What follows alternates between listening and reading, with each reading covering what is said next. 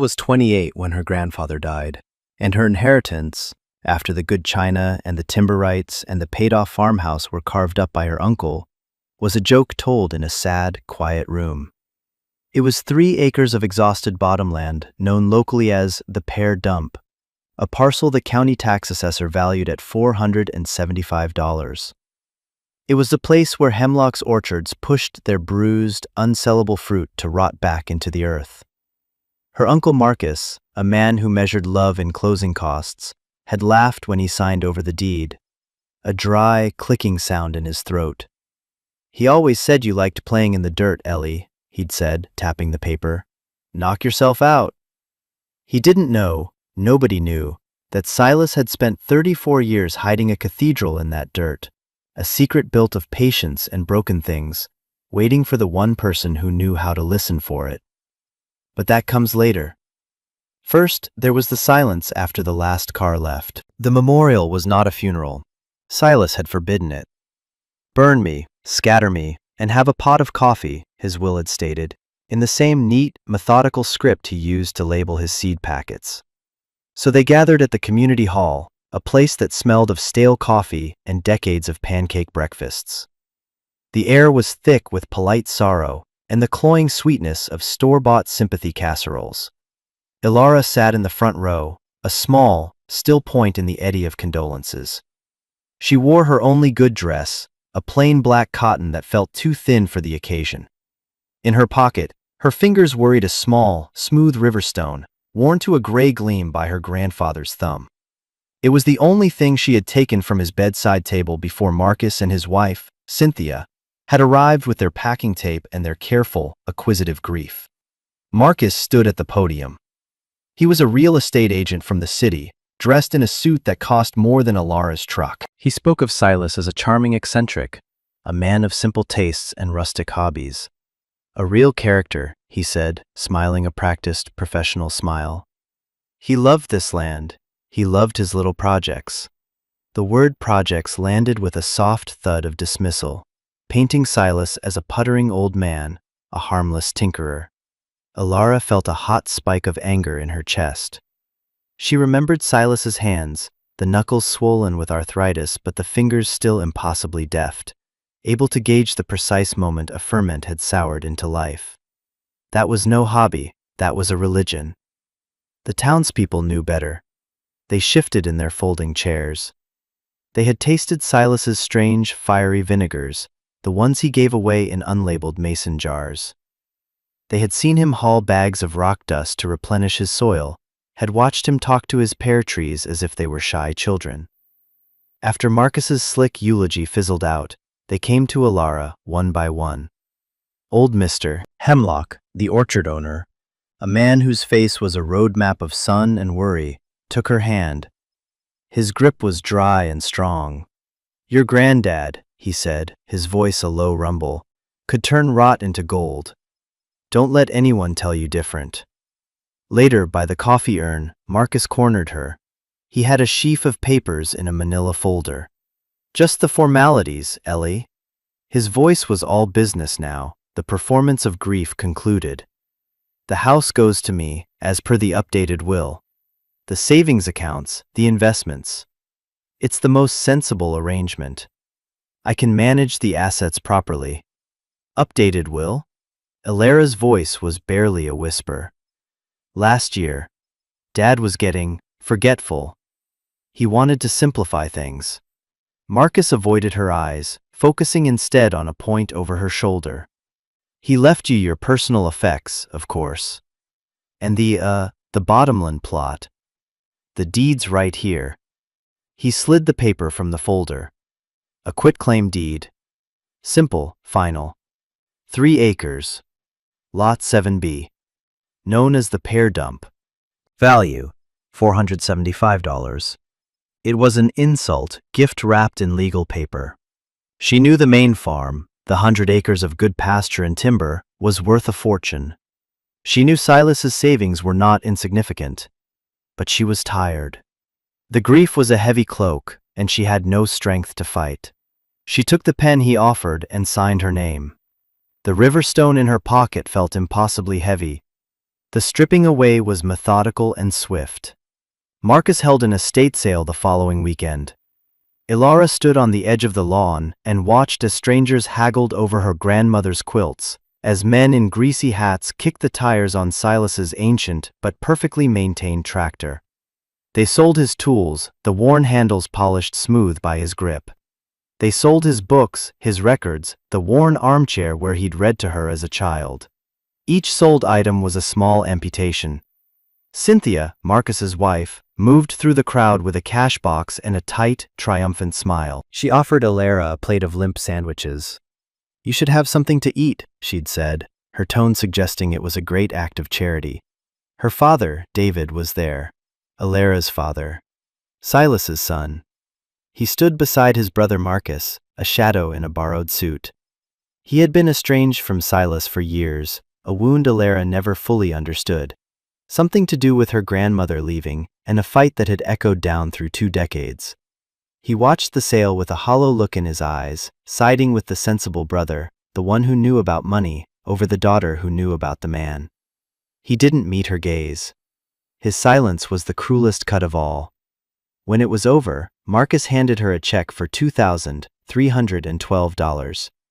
Your share of the contents, after expenses. The expenses, she was sure, were astronomical.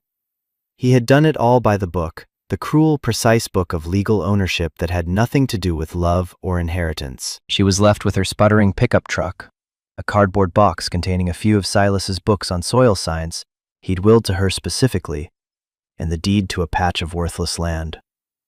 She had no job to go back to, having quit her position as a line cook to care for Silas in his final months. She had $94 in her checking account. She had the stone in her pocket, and she had the pear dump. She drove there as the sun was setting, casting long, mournful shadows across the valley. The track leading to the 3-acre parcel was little more than 2 ruts in the grass. The air changed as she got closer. The clean scent of hay and clover gave way to something else. A thick, complex perfume of decay. Sweetness and rot, the smell of fruit giving up its ghost. Piles of pears, some as big as softballs, lay in long mounds. They were in every stage of decomposition, some still golden but bruised, others collapsing into a brown, fragrant mush. Flies hummed in a dense, lazy cloud. In the center of the plot stood a barn. It was a ruin, or it looked like one. The siding was weathered to a silver gray, patched here and there with rusted sheets of tin. The roof sagged in the middle like a tired old horse. A single window, cloudy with grime, stared out like a blind eye. This, she thought, this is what's left, a monument to waste. She got out of the truck. The ground was soft under her boots.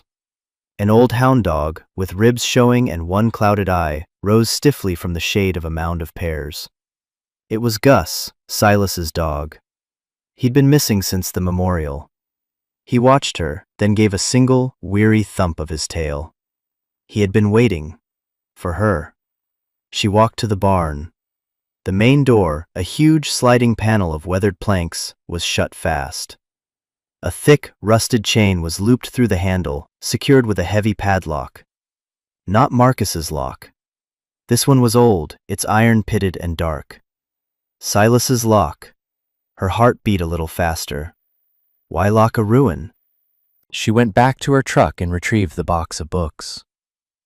Taped to the inside cover of The Soul of Soil was a small, flat key.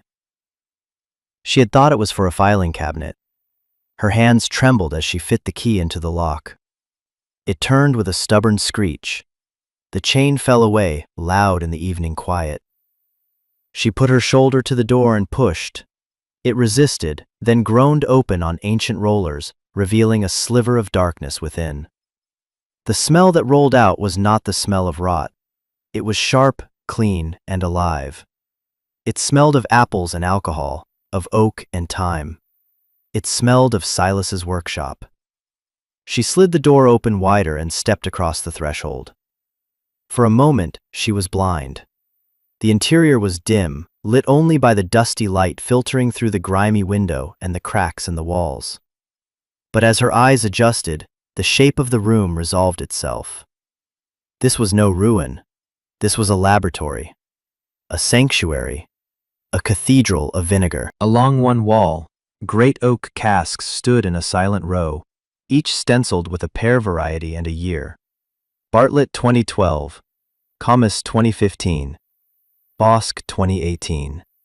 They rested in custom-built cradles, gleaming as if polished that morning. On the opposite wall were shelves filled with glass carboys, demijohns, and strange, bubbling contraptions of tubes and airlocks. In the center of the room, a massive stainless steel tank, the kind used in small wineries, stood pristine. A workbench ran the length of the back wall, holding not derelict farm equipment, but hydrometers, pH testing strips, microscopes, and a neat rack of beakers and flasks. Everything was obsessively clean, obsessively organized. The floor, made of thick concrete, was sloped toward a central drain. The air, thick with the scent of acetic acid, was cool and still. He had built a false wall of weathered planks just inside the door, so that anyone peering through a crack would see only what looked like a derelict interior. It was a deception. A beautiful, breathtaking deception. This was his secret work. The bruised pears from the orchard weren't waste. They were the raw material. He had spent more than 3 decades here, in secret, perfecting a craft no one even knew he possessed on this scale. The occasional jar of vinegar he gave away was like a poet sharing a single line from an epic he was writing in secret. She saw it all in a flash of understanding. The endless hours, the patience, the quiet devotion. This wasn't a project, it was a life's work. It was a love letter written to a process. On the workbench, next to a microscope, lay a leather-bound ledger. It was worn at the edges, the cover softened with use. She opened it. The first page was dated September 1988. The handwriting was Silas's familiar, precise script.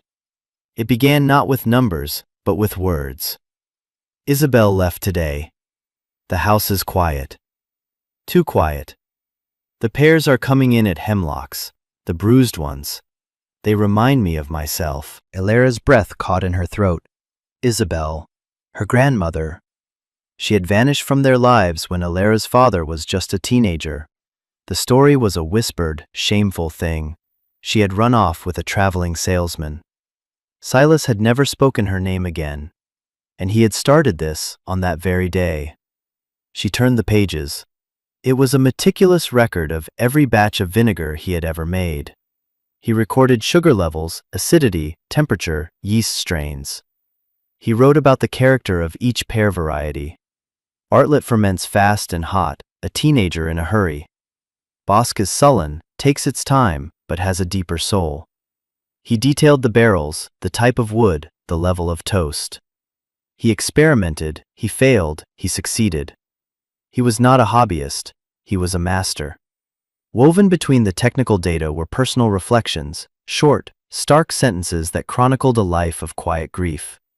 1992. David won't speak to me. He blames me for her leaving. Maybe he's right. And then, a few years later, an entry that made her stop. 2006. Elara asked about the smell on my hands today. I told her it was the smell of patience. She understood. She found a small, locked metal box under the workbench. The key for it was on the same ring as the barn key. Inside were more notebooks, but these were different. They weren't about vinegar, they were about water. Silas had been taking samples from the creek that bordered the pear dump for years. He'd been testing them. The pages were filled with columns of figures, chemical notations, and dates. He'd correlated the data with the health of the trees at Hemlock's orchard. There were notes about increasing levels of specific neonicotinoids and glyphosate, pesticides that weren't used by Hemlock, but by the big corporate farms upstream. Agricorp. The same company that Marcus had mentioned was buying up land in the valley.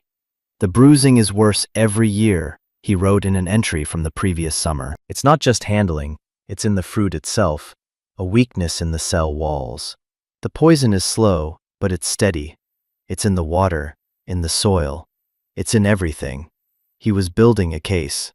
This barn wasn't just a vinegar works, it was a secret environmental monitoring station. The vinegar was more than a passion, it was an act of defiance. He was turning their poison into his own, beautiful, sharp, incorruptible product. He was taking their broken fruit and making it strong. A shadow fell across the open doorway. Ilara looked up, startled. An old woman stood there, silhouetted against the evening light. She held a steaming thermos. "Knew you'd find your way here," she said. Her voice was like gravel and honey. It was Mrs. Gable, from the next farm over. Her land shared a fence line with the Pear dump. "He said you were the only one who had the nose for it." She stepped inside, her eyes taking in the scene with a familiar ease. She was not surprised by what she saw. "Silas told me, years ago. Made me promise not to tell a soul. Said the world had no place for this kind of slow work anymore. Said men like his son Marcus would just see the board feet in the barrels." She poured a cup of coffee from the thermos and handed it to Ilara. It was black and strong. He was afraid they'd take it from him. Or worse, not understand it. He said it had to go to the one who understood worth, not price. She looked at Ilara, her gaze sharp and kind. "That's you, child." Gus the dog trotted in and lay down at Mrs. Gable's feet with a contented sigh. He was home. And in a way, Ilara felt she was, too. The grief for her grandfather was still there, a hollow ache in her chest, but it was now mingled with a fierce, protective pride. This was her inheritance. Not $475 of worthless land. This. All of this. The work, the secret, the fight. Over the next few days, a small community began to form around the barn. It started with Mrs. Gable, who brought food and stories. She told Ilara about Silas in the years after Isabel left, how he'd retreat to the barn for days at a time, a man rebuilding himself one batch of vinegar at a time. Then Mr. Hemlock appeared, his truck rattling down the lane. He didn't come to dump pears. He came with a crate of his best, unbruised fruit. "A gift," he said gruffly, "for the new master of the house." He looked around the barn, shaking his head in wonder. "I'll be damned, the old wizard." He offered to continue supplying her with the bruised fruit for free, just as he had for Silas. "It's better than letting it rot for nothing," he said. This is something." A retired cooper named Elias, a man with hands like gnarled oak, heard the news through the town grapevine and showed up one afternoon. He ran his palms over the barrels, murmuring their names like old friends. "Limousine oak," he said, tapping one of the casks. "He had me make this for him 20 years ago. Told me it was for a special project. Paid me in cash and 3 jars of the best damn vinegar I ever tasted." He offered to teach Ilara how to maintain them, how to repair the staves and keep them whole. They were the keepers of Silas's memory, a small circle of trust he had built over decades. They showed up not for money, but out of respect for the man and his craft. They brought their skills, their knowledge, their quiet support. They saw Ilara not as the disinherited girl, but as the rightful heir. With their help, she began to learn. She read Silas's journals every night, absorbing his philosophy, his techniques. During the day, she worked. She learned to use the hydrometer to measure the sugar content of the pear mash, or must. She learned to rack the perry, the fermented pear cider, from one vessel to another, leaving the dead yeast cells behind. She learned about the mother, the gelatinous, alien-looking biofilm of cellulose and acetic acid bacteria that was the living heart of the vinegar-making process. Silas had several mothers, each cultivated from a different source, each with its own character. He had one he'd started from an unpasteurized apple cider, another from a kombucha culture, and one, his oldest and most prized, that he'd simply allowed to form from the wild yeasts in the barn's air. She followed his instructions to the letter. She tasted everything. She learned the language of fermentation. The sweet, boozy smell of the initial ferment. the sharp, vinegary tang that followed as the acetobacter consumed the alcohol. The complex, mellow aromas that developed as the vinegar aged in the oak barrels, picking up notes of vanilla, clove, and smoke. Her hands, soft from her work in a kitchen, grew calloused. Her clothes were perpetually stained with pear juice. She felt more herself than she had in years. In one of the ledgers, tucked into a pocket at the back, she found a small, folded bundle of letters, tied with twine. They were from Isabel. They were postmarked from a town in Oregon, and they spanned 20 years. She had written to him. She hadn't just vanished. Ilara's hands shook as she read them. They were letters of apology, of explanation, of a woman who had been suffocating in a life that wasn't hers and had made a terrible, selfish choice to leave. She wrote of her regret, of her love for her son, of her hope that Silas could forgive her. And on the back of the last letter, in Silas's hand, was a single, heartbreaking sentence. "I forgive you. I just don't know how to tell our son." The family wound was not what she had thought. It wasn't about a flighty woman and a cuckolded man. It was about a man so broken by a grief he couldn't speak of that he let his son believe a lie for 20 years. He had retreated into his work, into his vinegar, because it was the only place he could transform something broken into something whole. The aphorism she had found in his main ledger now made a deeper, more painful sense.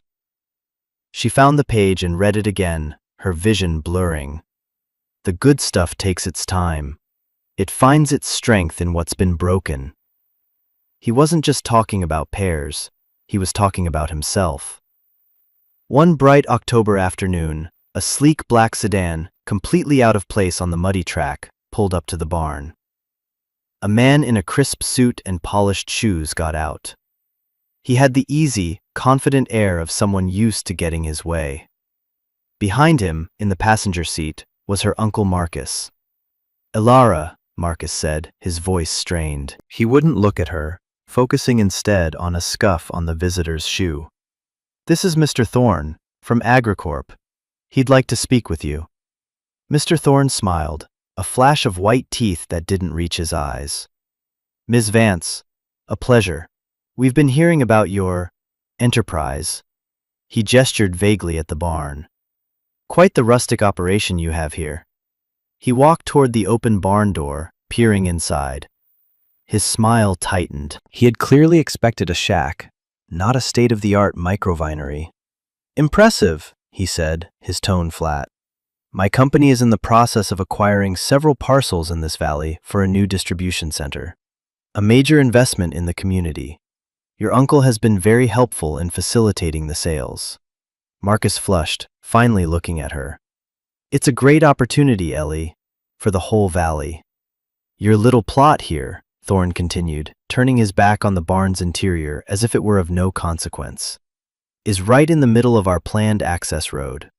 We're prepared to make you a very generous offer, far above the assessed value. Let's say $50,000. For 3 acres of swamp and a derelict barn. It's more than fair. $50,000. It was a fortune to her. It would solve all her problems. But she looked past him, at the casks standing silent in the gloom. At Silas's meticulous workbench. This place wasn't for sale. "It's not a derelict barn," she said, her voice quiet but steady. Thorne chuckled. "Of course, it's a charming hobby, and we'd be happy to help you move your equipment. We could even throw in an extra $5,000 for your trouble." He was talking to her as if she were a child, a silly girl who needed to be placated. "The land isn't for sale," she said. Thorne's smile vanished. "Ms. Vance, perhaps you don't understand. This project is happening. It has the support of the county commissioners. We can, if necessary, pursue other avenues. Eminent domain, for instance. It would be a shame to see you get bogged down in legal fees and walk away with far less." It was a threat, wrapped in the language of concern. Ilara took a breath. She looked at the creek, glittering in the afternoon sun beyond the pear mounds. She thought of Silas's water samples, of the letters from a grandmother she'd never known. She thought of the slow poisoning of the land. "Mr. Thorne," she said, her voice still quiet, "how are the nitrate levels in the creek this season?" He went still. The confident mask fell away for just a second, revealing a flicker of pure, cold fury. He knew. He knew exactly what she was talking about. Marcus looked from Thorne to Alara, his expression one of utter confusion. "I don't know what you're talking about," Thorne said, recovering his composure. "My offer stands for 48 hours. Think it over." He turned and got back into his car without another word. Marcus lingered. "Ellie, what was that? What are you doing? This is a life-changing amount of money. Don't throw it away over some sentimental junk in a barn." "It's not junk," she said. "It's his life's work. And it's mine now." He stared at her, at the smudges of dirt on her face, the fierce set of her jaw. He didn't see a woman. He saw an obstacle. He shook his head in disgust and got in the car. The sedan spun its wheels in the mud before finding purchase and speeding away, leaving a trail of exhaust in the clean country air. You are perhaps thinking this is where the quiet girl folds.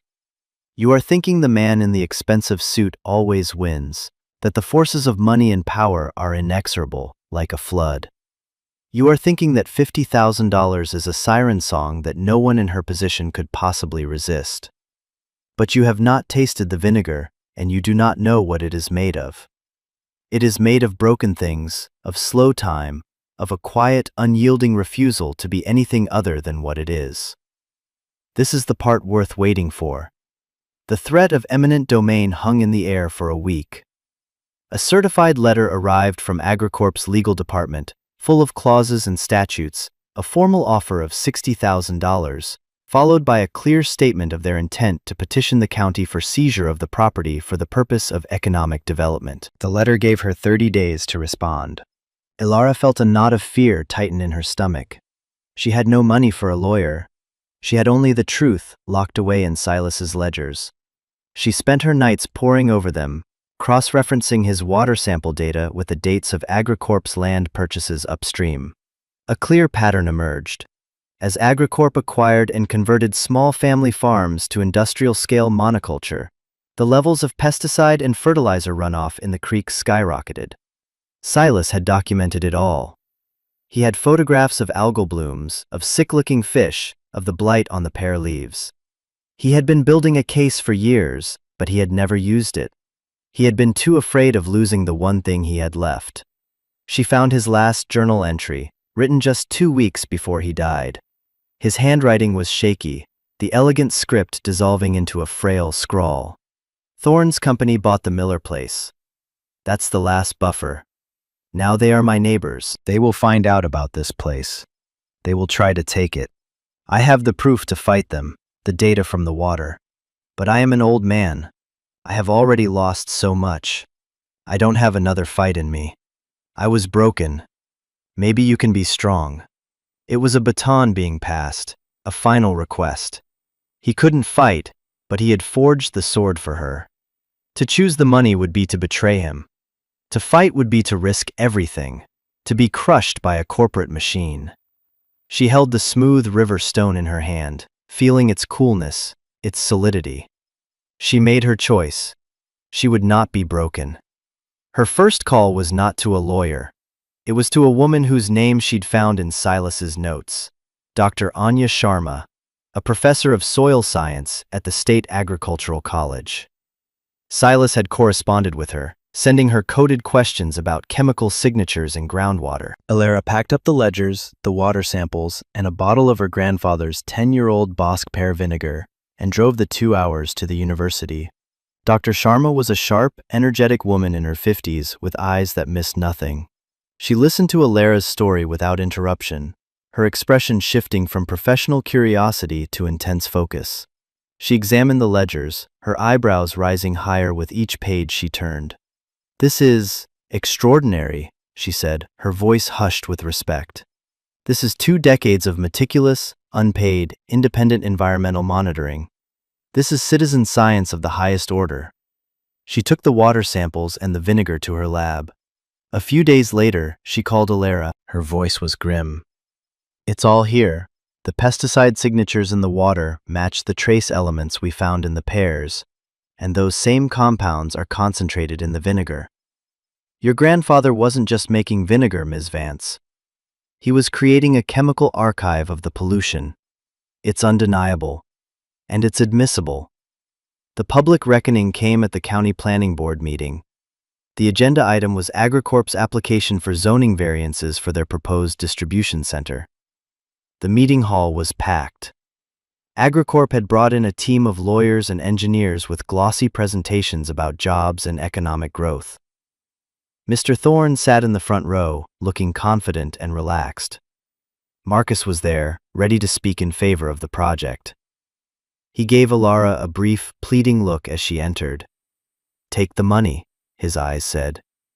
Many of the farmers whose land AgriCorp had bought were there too. They looked defeated, worn down by economic pressure and slick promises. They were there to watch the final nail being hammered into the coffin of their way of life. When the chairman called for public comment, Ilara walked to the podium. She was terrified. Her hands shook. Her voice felt small in the big room. But she clutched the river stone in her pocket and took a deep breath. She did not begin with accusations. She began with a story. "My grandfather, Silas Vance, was a quiet man," she said. "My uncle told you all he was a man of simple hobbies. He was wrong." She looked directly at Marcus, whose face paled. "My grandfather was a master of a craft. He was a scientist, and he was a watchman." She laid it all out. She spoke of the barn, of the 34 years of secret work.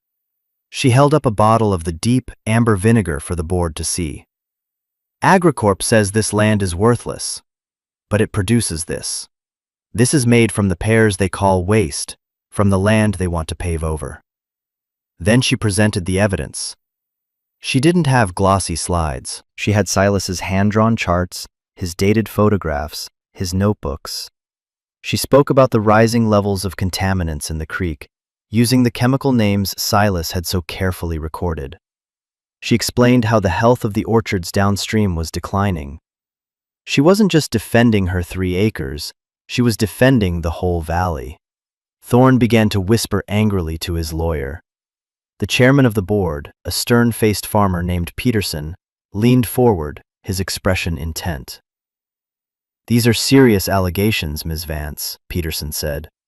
"Do you have proof?" "I do," Ilara said.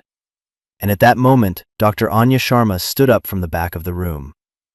"I have the proof," Dr. Sharma said, her voice clear and authoritative. "I am Dr. Sharma from the State Agricultural College. I have personally analyzed Mr. Vance's data, his water samples, and the resulting product. His findings are scientifically sound and deeply troubling. AgriCorp's operations upstream are in violation of at least 3 state environmental protection statutes. The evidence is here, in my report." She placed a thick, bound document on the clerk's desk. The room erupted in murmurs. The farmers who had sold their land were looking at each other, a new, angry light in their eyes. They had been told their land was becoming less productive because of their own poor management. They had been lied to. Thorne stood up, his face a mask of outrage. "This is a preposterous slander, a fiction concocted by a sentimental girl and a renegade academic. We will sue for defamation." Ilara looked at him. She was no longer afraid. "You can't sue the water, Mr. Thorne," she said. "You can't sue the pears. You can't sue this vinegar. It holds the truth of what you did." Chairman Peterson banged his gavel. "This board is tabling AgriCorp's application, pending a full investigation by the State Department of Environmental Quality. This meeting is adjourned." The aftermath was swift. The state investigation confirmed everything Silas and Dr. Sharma had documented. AgriCorp was hit with massive fines and a moratorium on any new development. Thorne was fired. The story was picked up by the regional news. The small-town girl who had saved a valley with her grandfather's vinegar. Marcus was publicly humiliated. He had been the local face of AgriCorp's expansion, the one who had convinced his neighbors to sell. He disappeared back to the city without a word. But a week after the meeting, a truck pulled into the lane by the barn. It was her father, David. He got out and stood there for a long moment, looking at the barn, at her. He looked older, smaller than she remembered. He didn't apologize. He didn't make excuses. He just walked over to a pile of lumber Silas had intended for repairing a section of the barn wall. He picked up a hammer and a saw. "Roof's looking a little weak in that corner," he said, his voice thick with unspoken things. And he began to work. He came back every weekend after that. He and Ilara worked in silence at first, a comfortable quiet that was more honest than any words of regret could have been. They repaired the roof. They replaced the rotten siding. They built new shelves. He was a carpenter, she remembered, a good one. He was rebuilding the barn, and with each nail he hammered, he was rebuilding the bridge to his daughter, to the memory of his father. One day, while they were sharing a thermos of coffee, he finally spoke of it. "I was angry at him for so long," he said, staring into his cup. "For letting her go. For never talking about it. I thought he was weak. I sided with Marcus because Marcus seemed strong. All about business, numbers. I was wrong. Dad's strength. It was here all along. It was just quiet." Ilara reached into her pocket and pulled out the bundle of Isabel's letters. She handed them to him. He read them, his face crumbling as the lie he had lived with for 30 years fell away. He wept. And when he was done, they were no longer a broken family held together by secrets, but two people starting to heal. With the threat of Agricorp gone, Ilara threw herself into the work. She was not just a keeper of the legacy, she was its future. She bottled the first commercial batch of vinegar, naming it Silas's Folly. The label was simple, featuring a drawing of a bruised pear and the words, "Made from what is discarded." She took it to the local farmer's market. At first, people were skeptical. The vinegar was expensive. It was dark, unfiltered, with a mother floating in some bottles. But she offered samples. People tasted it. Their eyes would widen. It was unlike any vinegar they had ever had. It was complex, with layers of fruit and wood, and a clean, sharp finish that lingered on the palate. It tasted of the place it came from. It tasted of time itself. She sold out in 2 hours. The next week, the line at her stall was 20 people deep before the market even opened. Chefs from restaurants in the city started calling. A specialty food distributor wanted to carry her product nationwide. Silas's Folly became a quiet sensation, a testament to the idea that worth had nothing to do with price, and that the best things were not mass-produced, but coaxed into being with patience and love. She hired Mrs. Gable to help with the bottling. Mrs. Gable's granddaughter, a bright 13-year-old named Lily, started hanging around the barn, fascinated by the process. Ilara began teaching her, just as Silas had taught her, showing her how to test the acidity, how to listen to the whisper of the fermentation, how to respect the living thing that was the mother. The legacy was passing to another generation. One spring morning, she and her father drove 100 miles to the town in Oregon from the postmarks on Isabel's letters. They found her grave in a small, windswept cemetery overlooking the ocean. The headstone was simple, Isabel Vance, beloved. They stood there for a long time, the silence broken only by the cry of gulls. Ilara took the smooth river stone from her pocket, the one Silas had held for 34 years. She placed it on top of the headstone, a final, quiet act of forgiveness. The wound was closed. Dusk was falling as she walked back to the barn that evening. The air was cool and smelled of damp earth and the promise of new leaves. A warm light glowed from the barn window. Inside, her father was finishing the last of the repairs, his movements slow and sure. Gus thumped his tail on the porch, a faithful guardian. The rows of barrels stood like silent, sleeping monks in the dim light. She ran a hand over the rough oak of the 2012 Bartlett, the first cask Silas had filled after she, as a child, had asked him about the smell of patience. She was home. The noise of the world, the clamor for more, for faster, for cheaper, could not reach her here. This was a place of transformation, a place of slow, deliberate alchemy. She looked out over the valley, the lights of the small farms twinkling on in the twilight, a landscape she had saved.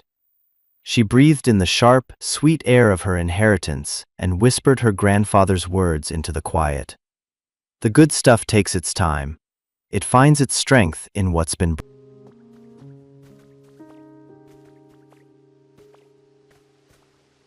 The last book you read was The Art of War. Oh, nice. Last book I read was I can't even tell you the last time I read a book.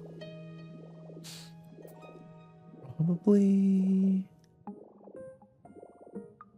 I think it was Ready Player 2. It definitely wasn't as good as the original.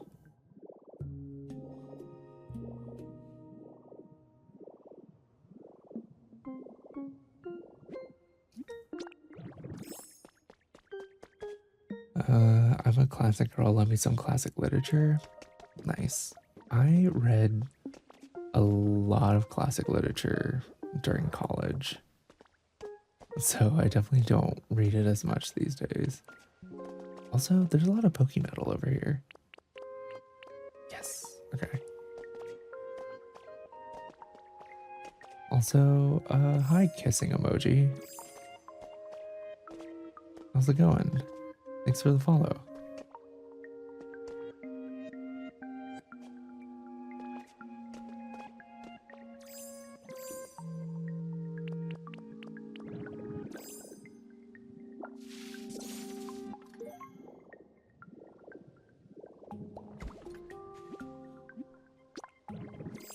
It's Maju. What the?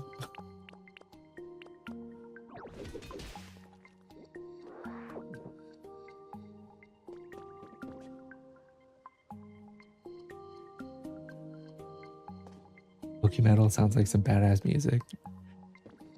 That's so true. It kind of does.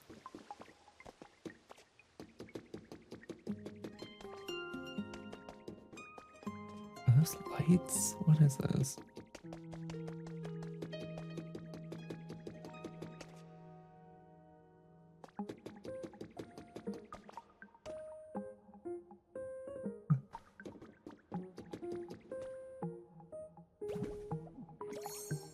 We fell so far.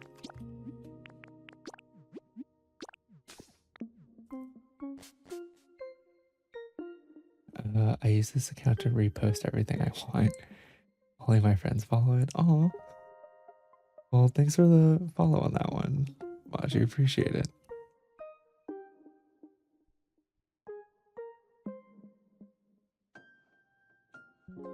I would rock out to some Pokemetal, get my main Dragonite on the mic. That would be so good. Ooh, also, thanks for the water reminder, guys. Thanks, Sanday. Okay.